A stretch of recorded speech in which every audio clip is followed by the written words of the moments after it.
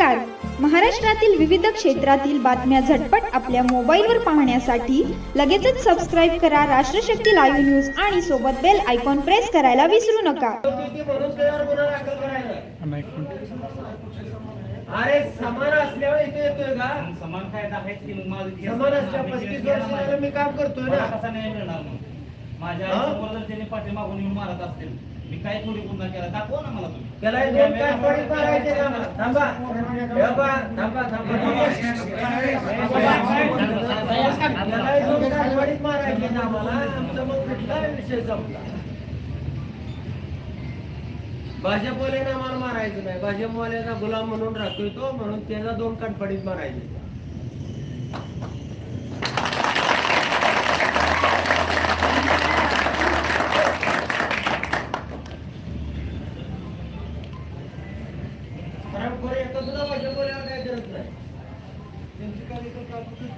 होतच ना DYSP ला बोलवलं. दोन शाळा जाते ना आत बाहेर.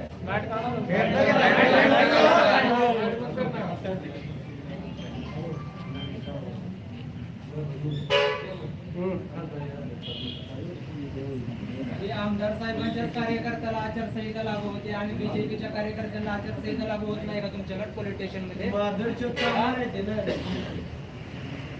पोलिसाला कोणी बाईट द्या किंवा पोलिसाला कोणी अधिकार दिला की एखाद्या सर्वसामान्य मतदाराला मारण्याचा अधिकार कोणी दिला? आमदारकीच्या वेळेस पण ह्या माणसाने तसंच केलं होतं. त्यावेळेस पण आम्ही म्हटलं जाऊ द्या चला चूक झाली असेल त्यांची, पण प्रत्येक वेळेस जर आमदार साहेबांच्या कार्यकर्त्यावर तुम्ही हात उचलत असाल तर त्याला न्याय कोण देणार? तुमचं पोलीस प्रशासन विकले गेलंय का बीजेपी कड? त्याचं पण आम्हाला उत्तर द्या. एक सर्वसामान्य मतदार म्हणून मी इथं तुम्हाला बोलतोय. आम्ही पण सुशिक्षित आहे, आडेनी कोणी नाहीये, सगळ्यांना कायदे माहित आहे आणि कायद्याच्याच नियमानुसार आम्ही या ठिकाणी तुमच्या जवळ आलेलो आहे. आम्हाला न्याय द्यायचा, त्या मंगेश तुपेला आमच्या न्याय मिळाला पाहिजे आणि पहिला त्या गोसावीवर गुन्हा दाखल झाल्यानंतरच आम्ही या ठिकाणाहून उठू.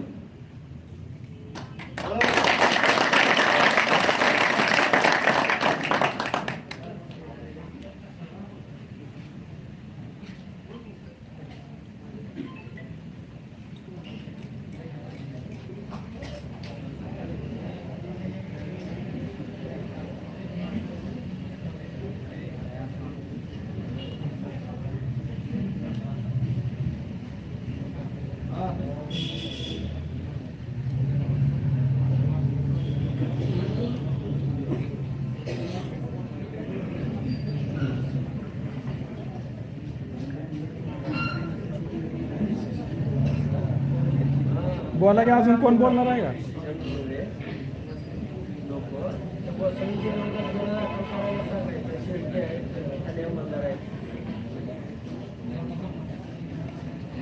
कुणाला मारलं? या खासदार पण यायला लागले.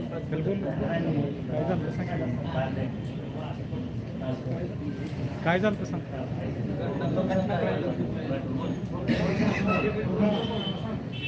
घटना काय घडली मी ज्यावेळेस माझ्या आईला मतदान करायला घेऊन येत असताना त्यावेळेस मी आईला गेटच्या आत घेऊन येत होतो. त्यावेळेस पाठीमागून हे साहेब येऊन माझ्या पाठीमागून कोण साहेब?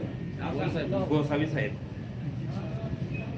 आणि माझी काही चूक नसताना माझ्यावर अन्याय झालेला आहे, तर मला याला उत्तर द्यायचं आहे. माझ्यातर्फे तुमची केस झाली पाहिजे. मी त्यांच्यावर केस करण्यास मान्यता आहे माझी पूर्णपणे. मला मतदात्याला न्याय मिळण्यासाठी मला आज गरज आहे. ज्यावेळेस मला न्याय मिळेल तेव्हा इतर ह्या सर्व लोकांना न्याय मिळणार आहे.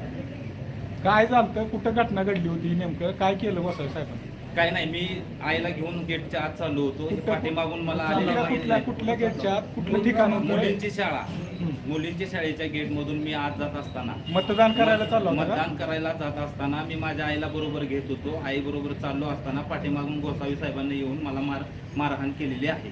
ती मला मान्य नाही. कुठल्याही नियमात ती बसत नाही आणि मी कुठलाही गुन्हा केला असेल तर मी माझ्यावर केस झाले तरी मला चालेल, कारण माझा गुन्हाच नाही. काय मागणी आहे तुमची आता? माझी मागणी पूर्ण आहे की ह्या माणसावर गुन्हा झालाच पाहिजे आणि आम्हाला सर्वसामान्य मतदात्याला न्याय मिळालाच पाहिजे. काय तुमच्या आईचं वय किती होतं, कोण कोण होतं सोबत त्यावेळेस? माझ्या आईचं वय 57 आहे. माझ्या आईचा त्याला हा पायाचा प्रॉब्लेम होता, म्हणून मी आईला आत घेऊन चाललो होतो मतदान करण्यासाठी. त्याच वेळेस पाठीमागून येऊन ह्या गोसावी साहेबांनी मला मारहाण केलेली आहे.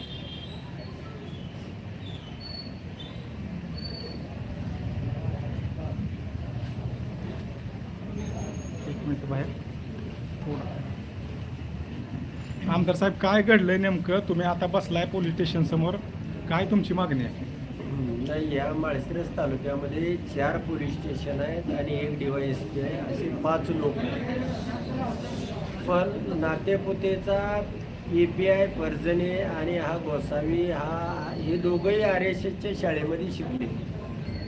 त्यांचं ट्रेनिंग झालंय आणि त्यामुळं यांना भारतीय जनता पार्टी चालवण्यासाठी या ठिकाणी हे दोघंही काम करतायत. बाकीचे अधिकारी अकलूजचा PI असेल, परत हा नातेपुतेचा असेल, बेंडरे असतील, हे पोलीस खात्याचं काम करतात. आणि हे दोघं मात्र भारतीय जनता पार्टीचा हा पोलीस स्टेशनचा बोर्ड काढून इथं भारतीय जनता पार्टीचा बोर्ड लावणार आहे आम्ही आज. म्हणजे हा धंदा हे अख्ख्या सगळ्या ह्याच्या येणाऱ्या गावामध्ये विरोधी पार्टीच्या कार्यकर्त्यांना पळवतोय, दहशत निर्माण करतोय. त्या ठिकाणी पोलीस दहशत निर्माण करतायत आणि हा सगळ्यात चांगला कार्यकर्ता, पळणारा कार्यकर्ता आहे, तगडा कार्यकर्ता आहे. ह्याला ह्याची इज्जत घालवल्याशिवाय किंवा ह्याला थांबवल्याशिवाय आपल्याला तिथं मतदान चांगलं होणार नाही. या भावनेनं बाकीच्याने फोन केला आणि आईला घेऊन जात असताना याला मारहाण करण्यात आली. त्याला कोणी दिला अधिकार आहे मारहाण करण्याचा? हा कायद्याचं संरक्षण करणार आहे का एखाद्याचा गुलाम म्हणून काम करणार आहे? आणि असा अधिकारी या ठिकाणी असताच कामा नये म्हणून त्याच्यावरती गुन्हा दाखल करणं, यासाठी हे सगळे लोक आलेले आहेत. तालुक्यातनं बोलवली तर 20-25 हजार लोक होती. फक्त वेळापूर गावामधनं आलेले आहे. आणि जी शिक्षा याला तीच ह्या PIला. हा कशासाठी एवढी मस्ती करतोय? याला पगार कोण देतंय? भारतीय जनता पार्टीचा पगार आहे का याला? पगार शासनाचा खातोय आणि कायदा सुव्यवस्था अबाधित राखण्यासाठी कायदा सुव्यवस्था बिघडवण्यासाठी काम करतोय. कोणाला तर मारून दंगल तयार करतोय. ही सगळी लोक संतोष पसरवतोय. कुठल्या BJPच्या कार्यकर्त्याला त्या पर्जन्यानं ह्या गोसावीनं मारहाण केली, चापट मारली? मला सांगा. मग हरामखोर ह्याला दिसत नाही दिवसभर काय करतोय? हा नुसता चक्रा मारतोय. आणि ह्याला इतकी मस्ती कशासाठी पाहिजे?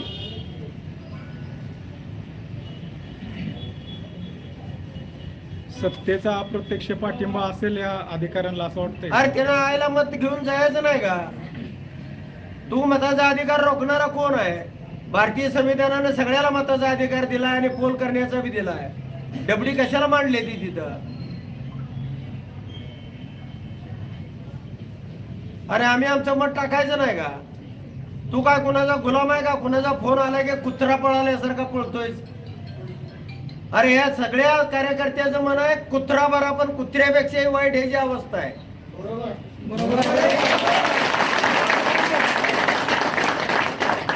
आणि एखादा पोलीस कुत्रा म्हणून जर ह्याच्यामध्ये वागत असेल तर कोणाला न्याय देणार आहे? आणि कुत्र्यापेक्षा ह्याची दुसरी काही म्हणजे दुसरी याला उपमा देता येत नाही. याच अधिकाऱ्याच्या विरोधात आपण अधिवेशनातही आवाज उठवला होता, परंतु कुठलीही कारवाई झालेली दिसली नाही. कोण संरक्षण देते? नाही, ह्याला संरक्षण कुणाचं आहे तुम्हाला सगळ्यांना माहिती आहे. पण आपण कसं वागायचं? आपण अधिकारी आहे, आपण कुत्रा नाही ना त्या पक्षाचा, किंवा हे भारतीय जनता पार्टीचं कार्यालय नाही. आम्ही न्याय मागाय आलोय ना. त्यांना नाही दिला त्याच्या बापाकडे न्याय मागू, नसलं तरी SP कडे जाऊ, पण ह्याचा न्याय होणार. काय न्याय मागण्याची काय असणार रणनीती पुढची? नाही, न्याय मागणे DYSP साहेब यायला लागले. त्यांनी गुन्हा दाखल केला ठीक, नसेल तर आमच्या पद्धतीने आम्ही पोलीस स्टेशनचा बोर्ड उतरवू आणि त्या ठिकाणी कोळशाना भारतीय जनता पार्टी कार्यालय म्हणून लिहू तिथं आणि हे सगळ्या मीडिया बोलवून घेऊ, ABP माझा हे सगळ्या आणि सगळ्या पोलीस स्टेशनच्या उतरवू. एका उतरवली तर महाराष्ट्रातल्या सगळ्या पोलीस स्टेशनच्या पाट्या उतरवल्या जातील. हे पोलिस म्हणजे कुत्री आहेत का? इतके लाचार आहेत का? यांचं इतकं अधपतन झालंय का? यांना वागण्याची किंवा हे मी आमदारचं गाव आहे, काय लायकीनं वागलं पाहिजे.